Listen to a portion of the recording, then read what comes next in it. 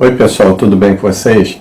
Esse é mais um vídeo do canal Oficina de Espiritualidade e mais um vídeo da série Movimento Espírita para o século XXI. Fechando, por assim dizer, essa parte histórica dos nossos encontros, nesse quarto encontro, nós vamos falar sobre os períodos do Espiritismo propostos por Allan Kardec na Revista Espírita de 1858 e na Revista Espírita de 1863. Eu fiz uma condensação entre os dois textos e tirei algumas conclusões a respeito tanto do que está escrito quanto da comparação entre o que aconteceu no movimento espírita francês, tanto durante o trabalho de Kardec e após a morte dele, e também no Brasil, o que aconteceu no decorrer do movimento espírita, na segunda parte do século XIX e também no decorrer de todo o século XX e agora no século XXI. Quem quiser se aprofundar um pouco mais nesse assunto, sobre a historicidade do movimento espírita, eu fiz dois vídeos, que foi o terceiro vídeo desses nossos encontros, que é um panorama histórico geral, ainda que introdutório, do movimento espírita brasileiro. E no nosso segundo encontro, também no canal de Oficina de Espiritualidade, eu falei sobre o movimento espírita francês, durante a presença de Kardec e após a morte dele. Quem quiser conferir, os links vão estar aqui abaixo do vídeo. Começando a falar sobre os períodos, Allan Kardec estabeleceu como primeiro período o período da curiosidade. E diga-se de passagem, Allan Kardec foi muito feliz nessa nomenclatura usada. Por que curiosidade? Nós chegamos à conclusão, com o fenômeno das mesas girantes, quando ele se espalhou pela Europa, nós chegamos à conclusão que aquilo inicialmente era feito como um passatempo, como um divertimento. A mediunidade era algo mas tão comum naquela época, o exercício e a prática da mediunidade, que aquilo funcionava como um passatempo em família. Boa parte das famílias na Europa possuíam algum médium ou alguma pessoa que poderia promover os fenômenos de efeito físico que dariam origem aos movimentos das mesas girantes, ou ainda aos raps e aos tips, que eram as batidas, dependendo da intensidade, a nomenclatura mudava. Então, dentro desse período da curiosidade, Allan Kardec estabeleceu que, para ele, no início do fenômeno, seria o ir ao encontro do fenômeno mediúnico, sem ideia pré-concebida, sem um pré-julgamento do que era aquilo, como funcionava, ou as conclusões que ele não poderia tirar antes que ele presenciasse o fenômeno. Então, Allan Kardec começou a se interar com esse fenômeno e, quando ele começou a desenvolver um método de pesquisa, um método que resultasse em algo mais substancial, porque ele notou que aqueles fenômenos tinham muito mais para oferecer do que um mero divertimento, então Allan Kardec começa então uma nova fase de seu estudo, período que ele chama de período filosófico. Dentro desse período filosófico, que começou com um período que Allan Kardec denominou em 1858 na Revista Espírita por período de observação, ele foi gradativamente utilizando-se do seu método, que ele chamou ciência espírita, para pesquisar o fenômeno mediúnico e tirar suas conclusões intelecto-morais a respeito desse fenômeno. Todo esse período de observação culminou no que, em 1863, ele chamou de período filosófico, que coincide com o lançamento da primeira edição de O Livro dos Espíritos. Então, Allan Kardec chama esse período de período filosófico porque o Livro dos Espíritos ele traz em si todos os princípios básicos e todos os princípios que daí decorrem dos princípios básicos em relação à doutrina espírita. E essa obra, chamada O Livro dos Espíritos, e mostra que Kardec já tinha um plano pré-definido para o lançamento de toda a outra parte da obra, de cada parte, ela resultava numa determinada obra, como, por exemplo, o Livro dos Médiuns, que resultou da segunda parte de O Livro dos Espíritos, ou o livro O Evangelho segundo o Espiritismo, que derivou da terceira parte de O Livro dos Espíritos, também chamada de Leis Naturais, onde nós estudamos as leis morais. E da quarta parte, que foi, vamos dizer assim, as penas e os gozos futuros, toda a sorte futura dos espíritos, Allan Kardec escreveu um livro específico a respeito chamado O Céu e o Inferno.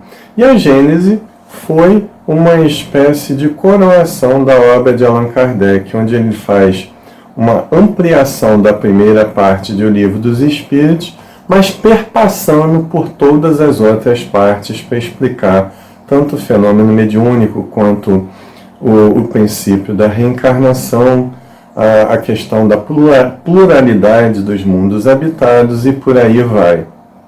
Então, desse plano filosófico, nasceu o que Allan Kardec chama de o período da admissão, que acabou, em seu encadeamento, dando origem a um que podemos chamar, não de um outro período, mas de uma decorrência desse período da admissão, que ele chamou de período da luta, que culmina com o episódio de 9 de outubro de 1861, que ficou conhecido como o Auto de Fé de Barcelona, onde o bispo de Barcelona mandou queimar várias obras espíritas de Allan Kardec e outras obras espiritualistas que achava-se, na época, pelo comando da Igreja, que eram contrárias ao que a Igreja ensinava e, portanto, deveriam ser anatematizadas, queimadas, destruídas. Mas esse episódio do Auto de Fé, ele deu uma alavancada no movimento espírita naquela época de Kardec. E ele pôde funcionar, como Allan Kardec próprio previra, como o período da admissão, ou seja, o espiritismo sendo admitido pelas outras crenças, não pelos líderes das outras crenças, mas ele tendo já uma amplidão maior na sociedade. E aí nós começamos a tirar algumas conclusões a respeito desses períodos. Sobre essa comparação entre o movimento espírita francês e o brasileiro, que houve sim, mesmo no período, mesmo nesse estágio onde a doutrina espírita foi transplantada basicamente para o Brasil, houve, assim como houve na França, também esse período da curiosidade, onde as pessoas começaram a se interar com o fenômeno mediúnico, mas houve também esse período do filosófico, onde as obras de Allan Kardec começaram a ser traduzidas, elas começaram a ser estudadas e começou-se então a divergência, essa divergência de opiniões a respeito da interpretação dos princípios da obra de Allan Kardec, que deu origem ao velho debate polarizado entre místicos, representados por aqueles que adotam o espiritismo como uma religião, mais voltado para os princípios religiosos, e os científicos que adotam um posicionamento, por assim dizer, mais ortodoxo, mais voltado para o estudo da obra de Allan Kardec como fundamento da doutrina espírita. Existem prós e contras nesses movimentos que nós não vamos estudar a fundo aqui nessa oportunidade, mas é só para vocês entenderem essa questão dos períodos deixados por Allan Kardec. Mas voltemos a essa questão dos períodos propostos por Allan Kardec, né? Após o período filosófico e o período da luta dessa admissão do espiritismo em toda a sociedade, houve a ênfase para o período religioso do espiritismo, que coincidiu com o lançamento do Evangelho segundo o Espiritismo em 1864. Allan Kardec tomou a essência do pensamento de Jesus e transformou em capítulos de um livro que falava e fala basicamente da moral deixada por Jesus e da ética, da prática dessa moral em sociedade. É disso que trata o Evangelho segundo o Espiritismo, né? Logo no início do livro, Allan Kardec diz que o Evangelho pode se dividir em 4 partes. Os atos comuns da vida do Cristo, as palavras que cada igreja tomou para si para fundar seus dogmas, a predição do futuro, os milagres, as curas e, por final, a parte moral. E foi essa parte moral que Allan Kardec trabalhou para consolidar mais um período do Espiritismo que ele chamou de período religioso. Então, a meu ver, nós ainda não conseguimos suplantar esse período religioso do Espiritismo no Brasil. Ainda temos uma doutrina muito religiosista, e isso não é uma condenação a quem quer que seja, porque todos têm liberdade de pensamento e consciência, é apenas uma análise. Mas Allan Kardec falou sobre o período intermediário, que ele não deu um nome. Mas dentro desse período de intermediário, haveria uma busca muito profunda pela espiritualidade. Todos aqueles princípios adquiridos no período filosófico, ou melhor, tanto no período filosófico quanto religioso do Espiritismo, agora eles começariam a ser operacionalizados. Abro um parêntese em relação a esse período intermediário para nós brasileiros, eu o chamaria de período do livre pensamento. Do livre pensamento que cada vez mais se ampliará, abrindo aí um debate natural com institucionalismo, pelo qual o movimento espírita brasileiro enveredou. Esse é um assunto que nós vamos cuidar em vídeos futuros. Então, esse livre pensamento seria uma crítica aos princípios da doutrina espírita no contexto brasileiro. Uma espécie de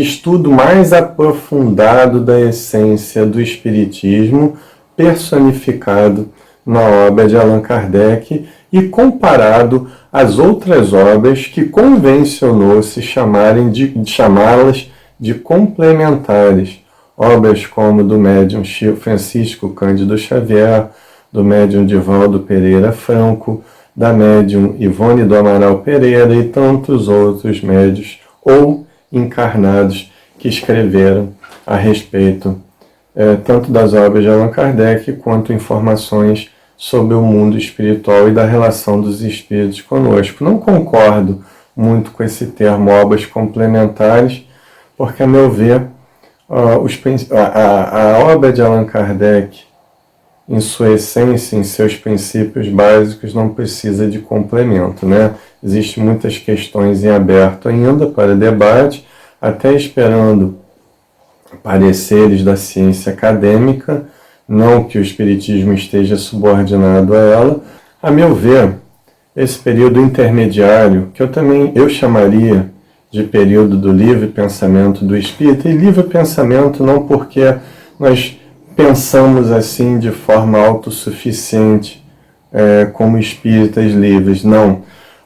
Pensamos com autonomia, mas baseados, fundamentados na obra de Allan Kardec, nos princípios deixados pela obra de Allan Kardec. Esse é o sentido básico da expressão livre pensamento, como eu a uso aqui nesse vídeo. Então, esse período do pensamento, ele dará uma abertura muito grande para que aquelas palavras de Jesus, o amai-vos uns aos outros indistintamente, possa, através do Espíritas amai-vos e instruí-vos, contido no Evangelho segundo o Espiritismo, ditado pelo Espírito da Verdade, possa se expandir aos poucos dentro do movimento espírita, formando uma ideia de verdadeira fraternidade, porque a verdadeira fraternidade ela não acontece com pessoas que pensam igual, basicamente, mas com todas as pessoas que talvez até pensem diferente, mas que tenham o mesmo objetivo de construir um edifício de fraternidade verdadeira, baseado no respeito e baseado no esforço mútuo para a melhora da sociedade, para esse mundo de regeneração que já começa a ser ensaiado em nosso planeta. Essa será a era, segundo Allan Kardec, e aí vem o último período proposto por ele, a era da regeneração social. Nessa era, onde haverá uma prática da espiritualidade sem o discurso vão, onde toda pesquisa, inclusive da doutrina espírita, será voltada para a autotransformação do ser humano, para a transformação moral e para o autoconhecimento. Visto essa questão dos períodos, agora nós temos que fazer algumas considerações a respeito daquilo que a gente falou sobre cada um deles. Eu vejo que Allan Kardec acertou plenamente na nomenclatura de cada período. O pensamento de Kardec em relação a cada fase ele está certíssimo. Só que eu acho que o período de acontecimento dos fatos é que foi, talvez, por Kardec, ele sonhava que esses acontecimentos se dariam de forma mais rápida. E não aconteceu. O Espiritismo ainda não foi admitido por toda a sociedade, não como doutrina, mas como princípios, né? Não se tornou uma crença geral ainda para a humanidade, e ainda há uma resistência muito grande em relação a ele. Sobretudo agora dentro do próprio movimento espírita. Acho que as maiores guerras, entre aspas, não são mais com as igrejas, não são mais com outras instituições religiosas. É uma guerra de identidade entre o próprio espírita, de estabelecer até o que é a fonte da doutrina espírita e o que não é realmente, né? E a vivência, sobretudo, desses princípios da doutrina espírita na prática, inclusive no debate espírita, né? Eu vejo que pode haver há alguns fatores para que esses princípios não tenham dado tão rápido quanto Allan Kardec sugeriu nesses dois textos da Revista Espírita. Houve, por exemplo, duas grandes guerras que com certeza exigiu do mundo material um período de recuperação muito grande, e foi um período de muita intolerância, né? Até muitos documentos originais deixados para Allan Kardec foram destruídos por forças nazistas na França durante a Segunda Grande Guerra Mundial. Então, mas não foi só esses períodos de dificuldade social, né? Eu vejo também que como o Espiritismo foi transplantado, e eu uso essa palavra, que ele continuou existindo na França, mas não com tanta intensidade, ou melhor, com quase nenhuma intensidade quando tinha na presença de Allan Kardec. Mas no Brasil ele tomou uma feição institucional, até o movimento de unificação contribuiu para isso de certa forma, nós vamos analisar isso com mais calma.